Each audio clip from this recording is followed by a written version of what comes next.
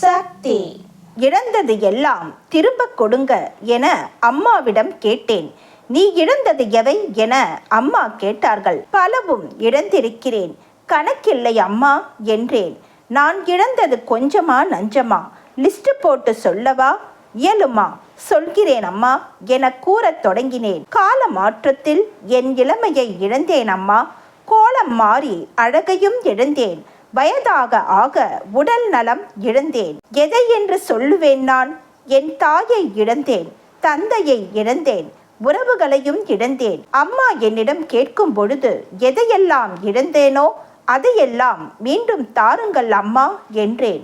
அழகாக சிரித்தார்கள் நம் அம்மா. மகனே, நான் கூறிய அருள் வாக்குகளின்படி நீ தொண்டு செய்து வந்ததால் உன் ஊழ்வினையின் துயரங்களை அனுபவிக்காமல் கொடுமைகளை இழந்தாய்.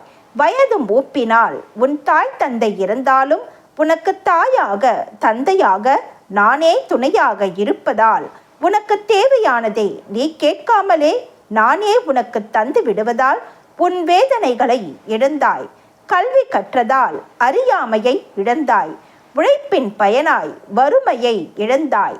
செவ்வாடை சக்திகளின் புதிய உறவுகள் கிடைத்ததால் தனிமையை இழந்தாய். மன்ற வழிபாட்டில் தவறாமல் கலந்து கொண்டதால் நல்ல அறிவு நல்ல பண்புகள் உனக்கு வந்ததால் எதிரிகளை இழந்தாய். சொல்ல இன்னும் நிறைய இருக்கு, இது போல சொல்லவா என்றார்கள் அம்மா. தரட்டுமா அனைத்தையும் உனக்கு திரும்ப என்றார்கள். திகைத்து போனேன். இழப்பின் மறுபக்கம் எதுவென்று உணர்ந்தேன். வாழ்க்கையின் ஓட்டத்தில் இழப்பும் பேறுதான். இழந்ததை அறிந்தேன், இதயம் தெளிந்தேன். கனவு கலைந்தது, கண்டது கனவுதான். ஆனால் அம்மா சொன்னது நிஜம். இனி அம்மாவிடம் கனவிலும் கேட்பதற்கு என எதுவும் இல்லை. ஒன்றே ஒன்றை தவிர, அது இதுபோல எத்தனை ஜென்மம் எடுத்தாலும் உன்னை மறவாமல் உன் பாதம் பணிந்து வாழ உன் இதயத்தில் அடியேனுக்கும் ஒரு இடம் கொடு அம்மா. வேறு எதுவும் எனக்கு திரும்ப வேண்டவே வேண்டாம் அம்மா. ஓம் சக்தி. பருந்து ஒன்று தத்தி தத்தி மேலே பறக்கிறது. ஒரு குறிப்பிட்ட தூரம் மேலே சென்றவுடன் சிறகுகளை அடித்து கொள்ளாமல் வானத்தில் அப்படியே மிதக்கின்றது. அடுத்த கணம் கீழே ஒரு கோழி குஞ்சை பார்த்தவுடன் மீண்டும் அந்த கோழி குஞ்சிற்கு ஆசைப்பட்டு கீழே வருகிறது. தாய்க்கோழி தன் குஞ்சினை போராடி காப்பாற்றுகிறது. ஏமாந்த பருந்து மீண்டும் மேலே பறப்பதற்கு சிரமப்படுகிறது. ஆன்மீகத்திலும் நீ மெல்ல மெல்ல மேலே பறந்து போகலாம். மேலே சென்றதும் பேரானந்தத்தில் மிதந்தபடி கிடக்கலாம். முக்தியும் அடையலாம். ஆன்மீகத்தில் பல கஷ்டங்கள் உண்டு, தொல்லைகள் உண்டு. அவற்றையும் மீறிக்கொண்டு மேலே போனால் உனக்கு முக்தியும் உண்டு. அதை விட்டுவிட்டு கோழி குஞ்சிற்கு ஆசைப்படும் பருந்து போல பந்த பாசம் காரணமாக நீ அடிக்கடி கீழே இறங்கினால் மீண்டும் கஷ்டப்பட்டுதான் மேலே போக வேண்டும்.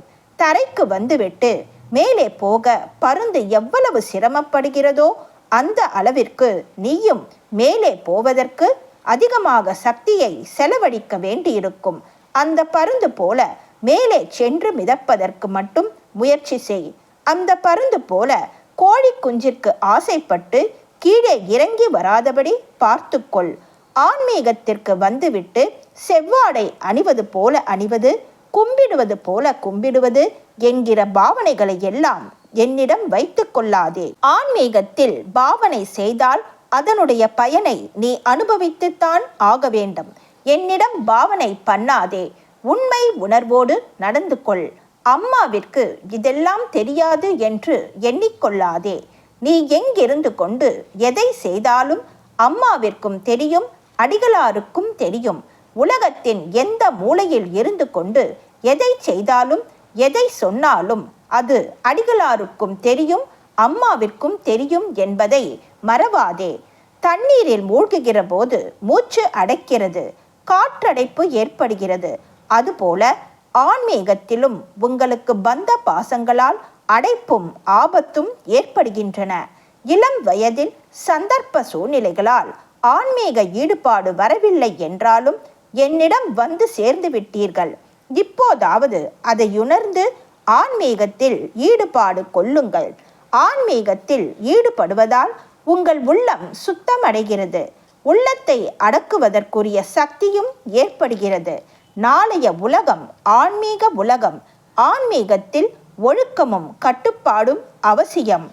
அன்னையின் அருள் வாக்கு. ஆன்மா என்னும் பாத்திரத்தை சுத்தமாக வைத்துக் கொள்ள வேண்டும். உங்கள் மனத்தில் எப்போதும் ஆன்மீக அலைகளே எழுந்தபடி இருக்க வேண்டும். வாழ்க்கை வசதி, பந்த பாசம், குழந்தைகள் என்கிற ஆசை அலைகளே தோன்றியபடி இருந்தால் ஆன்ம அலைகள் எடுபடுவது இல்லை.